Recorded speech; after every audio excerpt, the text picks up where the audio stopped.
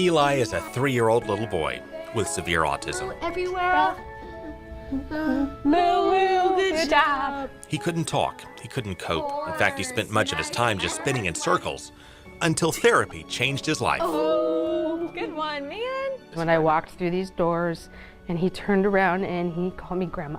And just to hear my name say it come out of him was just amazing. And it just showed how much this therapy does for these kids. Medicaid covers therapy for kids with autism when their parents cannot afford it, and it can pay off more than the families ever imagined. He was interacting with peers for the first time, which was remarkable. He was going up and hugging them and asking them to play, which is so big and so cool. At least until the state cut him off. But to pull these kids out is just cruel. While the state is under court order to cover this therapy, it has disrupted it for kids across the state. So they guaranteed applied behavior analysis therapy, and then they just terminated it. And now others across Tampa Bay are calling us in distress. You want 8? Janet Rodriguez says her daughter Naraya would not sleep at night, wouldn't communicate, wouldn't make eye contact. Can you say hi to the camera? Can you say hi? Hi, camera. Then therapy helped her turn the corner. She wants to make friends. She wants to make friends. Yes. She can do a lot of things that I didn't even expect, you know?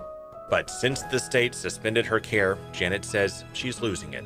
Went the night before our visit without sleep again, and that's just the start. But last night she was not having it. Too far gone. Yeah. For some reason, it's starting to pull her hair, screaming hysterically.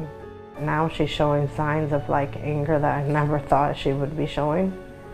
I don't want to imagine if she's not able to receive her therapy. But there is another side to this story that puts these healthcare disruptions in context. State inspectors found pervasive fraud and abuse within autism therapy, particularly in South Florida. So the state put a moratorium or hold on new autism therapists and is re-examining the existing providers and patients to make sure they're legit. Then they should have had better guidelines to credential people in the first place and not penalize the people who are ethical and moral and legal.